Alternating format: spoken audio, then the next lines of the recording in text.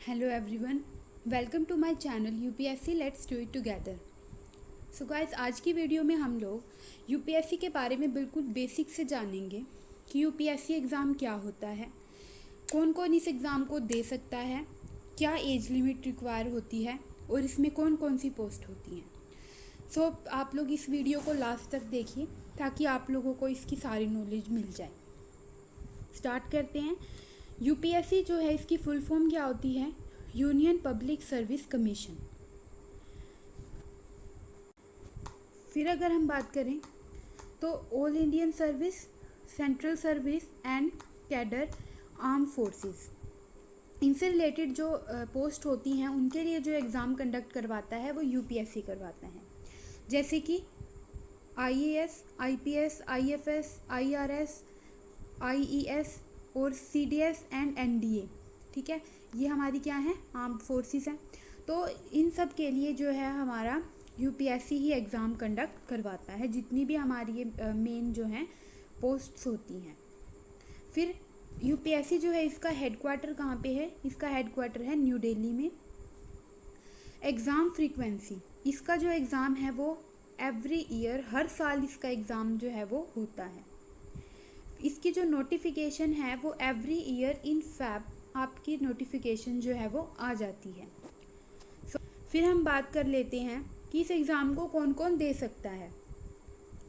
तो सबसे पहले अगर हम सिटीजनशिप की बात करें तो वो इंडियन सिटीजन दे सकते हैं, तिब्बत रिफ्यूजीज़, नेपाल सिटीजन्स और भूटान सिटीजन्स, ये जो है इस एग्ज़ाम को दे सकते हैं।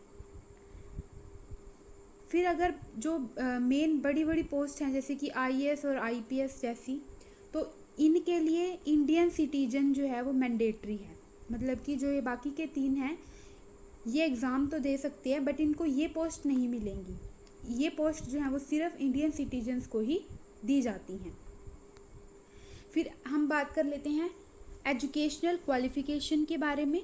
तो एजुकेशनल क्वालिफ़िकेशन जो है वो ग्रेजुएशन हमें रिक्वायर होती है। ठीक है, या तो आप लोगों की ग्रेजुएशन कंप्लीट हो गई है या फिर अगर आप ग्रेजुएशन के फाइनल ईयर में हैं तब भी आप इस एग्ज़ाम को दे सकते हैं।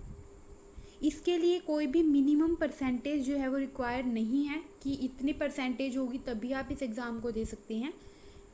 आपकी परसेंटेज कितनी भी हो आप इस एग्ज़ाम को दे सकते हैं। फिर बात करते हैं कि कोई भी सब्जेक्ट इसमें मैंडेटरी नहीं होता है। जैसे कि आप लोग अगर साइंस बैकग्राउंड से हैं, आर्ट्स बैकग्राउंड से हैं या कॉमर्स बैकग्राउंड से हैं तो कोई भी इस एग्ज़ाम को दे सकता है। आप लोगों ने ग्रेजुएशन में बीएससी की है, बीकॉम की है, बीए की है, तो ये कोई भी जो है हो सकता है। ज़रूरी नहीं है कि कोई भी सब्जेक्ट मतलब कि इसमें रिक्वायर नहीं है, कोई भी हो सकता है। आपने अगर किसी से भी ग्रेजुएशन की है तो आप लोग इस एग्ज़ाम को दे सकते हैं। उसके बाद हम बात कर लेते हैं एज लिमिट की। तो मिनिमम एज लिमिट जो सबके लिए फ़िक्स है वो 21 ईयर्स है, यानी जो 21 ईयर्स का हो गया है वो ही इस एग्ज़ाम को दे सकता है। इससे कम ईयर वाले जो हैं वो इस एग्ज़ाम को नहीं दे सकते हैं। फिर मैक्सिमम कितनी है वो हम बात कर लेते हैं। ये अलग अलग कैटेगरीज़ के लिए अलग अलग है। जैसे कि जनरल कैटेगरी के लिए 32 ईयर्स है, मतलब कि जनरल कैटेगरी के जो बच्चे हैं वो 21 से 32 ईयर्स तक के जो हैं वो इस एग्ज़ाम को दे सकते हैं। फिर ओबीसी कैटेगरी के लिए 21 से 35 तक। फिर एससी और एसटी के लिए अगर हम बात करें तो 21 से 37 ईयर्स जो है इनकी एज होती है। ठीक है, उसके बाद हम बात कर लेते हैं डिसेबल्ड पीपल। ठीक है, जो कि डिसेबल होते हैं उनके लिए कोई भी एज लिमिट इसमें फ़िक्स नहीं होती है, वो जब मर्जी एग्ज़ाम को दे सकते हैं। उसके बाद हम बात कर लेते हैं अटैम्प्ट्स की, कि हम कितने अटैम्प्ट्स जो हैं वो दे सकते हैं। ये भी अलग अलग कैटेगरीज़ के लिए अलग अलग है। तो जनरल कैटेगरी के जो बच्चे हैं वो 6 अटैम्प्ट्स जो हैं दे सकते हैं।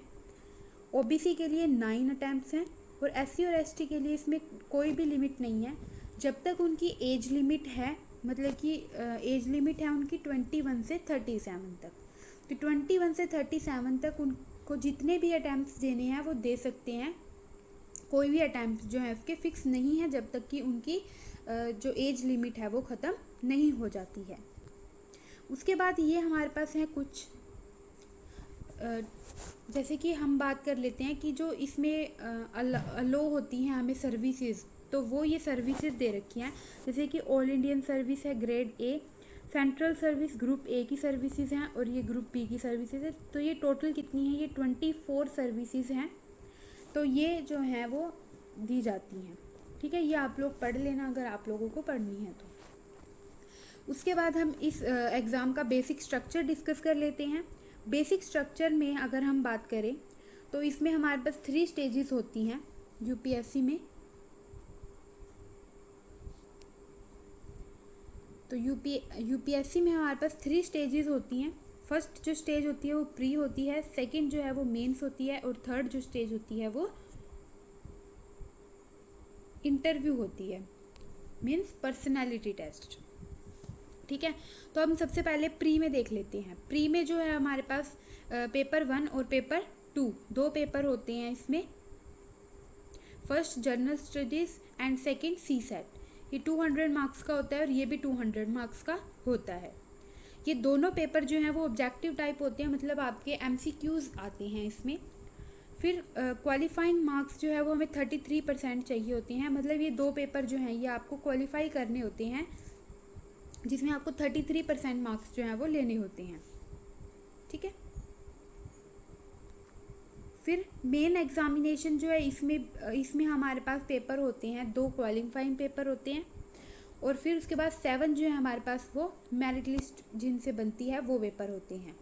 ठीक है, तो ये जो है मैंने बेसिक में जो है वो बिल्कुल डिटेल में डिस्कस कर रखा है। अगर आप लोगों को ये देखना है तो मैंने पार्ट वाइज सिलेबस डाल रखा है, तो उनमें फर्स्ट सेकंड थर्ड पार्ट जो हैं लाइन वाइज आप लोग देख लीजिए। तो ये बिल्कुल डिटेल में मैंने बता रखा है कि कौन कौन से पेपर होते हैं और क्या क्या इनमें होता है।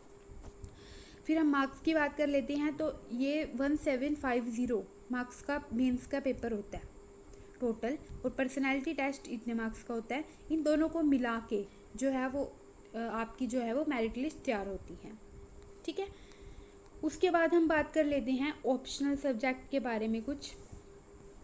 ये जो है वो आपको फॉर्म में फिल करना पड़ता है कि हम लोग कौन सा ऑप्शनल जो है वो ले रहे हैं। फिर मीडियम की बात करें तो ये इंग्लिश और हिंदी दोनों मीडियम में होता है।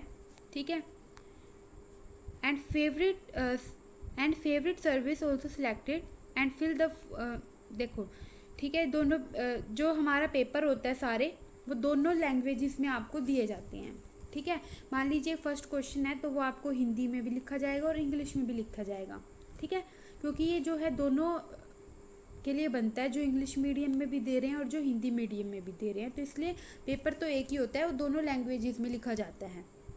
उसके बाद जो आपको फेवरेट सर्विसेज हैं वो भी आपको सिलेक्ट करनी पड़ेंगी, क्योंकि वो आपको फॉर्म में फिल करनी पड़ती हैं, यानी सर्विस प्रेफरेंस।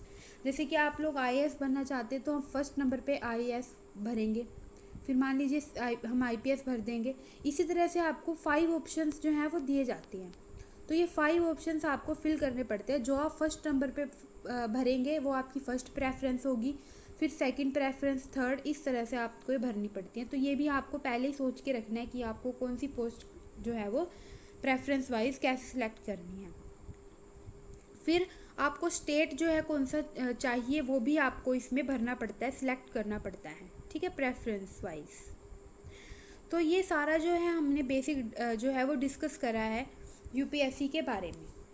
जितना हो सकता है मैंने आपको सारा कुछ इसके बारे में बता दिया है, बट अगर फिर भी कुछ रह गया है या आपके माइंड में कोई भी क्वेश्चन है तो आप लोग कमेंट सेक्शन में डाल दीजिए, फिर मैं इसके लिए एक अलग से वीडियो बना दूंगी जिसमें कि आप लोगों के सभी कमेंट्स जो भी आएंगे, ठीक है, उनके आंसर जो है वो मैं दे दूंगी।